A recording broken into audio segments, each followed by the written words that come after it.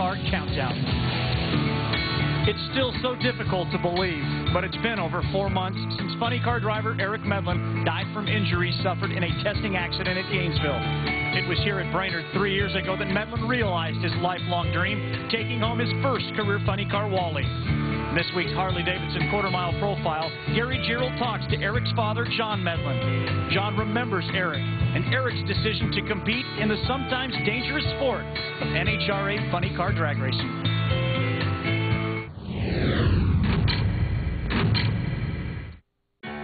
I think it's very obvious that if you knew the path that it was going to take you on, you would never chose it. And I think that's one of the beauties of not being able to see where these paths were going, because if you know the consequences, you wouldn't take them. And so what you'd end up doing is sitting on the porch in a chair all your life and never doing anything. Eric was doing what he genuinely loved to do. And as a parent, you can guide and direct, but it's his life. And this is what he wanted to do. And he wanted to do it very, very badly, and whether he had a bad day or a good day, when he got in that race car and sat down in there, he was in his office in his own world, and he loved it for every minute that he spent in it. You spend every weekend at the racetrack. You're with this team, and is it easier, John, or is it harder to deal with the loss being at the racetrack? It's more difficult, I think, but the difficult aspect of it is the mental aspect that you have to continue through the process of learning how to deal with it, because it won't go away and you can't go around it. Being a Christian and the Holy Spirit's ability to help you deal with that gives you an understanding and a comprehension level that without that Holy Spirit you couldn't understand it.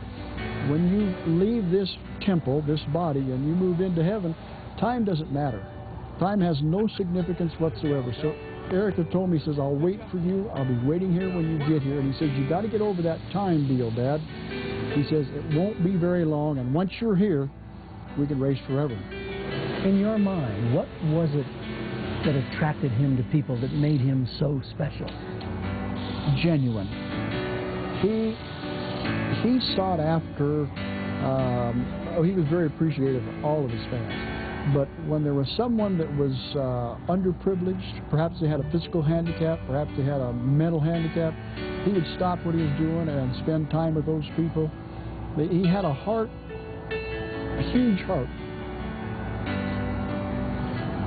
But where I think that came from is he realized that he was living a dream, something that he had in his mind and he had dreamed of doing all of his life. I think he was very, very grateful that he had the opportunity to live that dream. So in these other people, he sees a similar dream in their eye, and he had a capacity to appreciate that and to be gracious enough, I guess is the way, to convey it to them. Very interesting. Eric was a very meticulous and organized individual. Now, we've been going through his personal effects, and he had a folder that was called Fans, and very thick, and I took that folder out.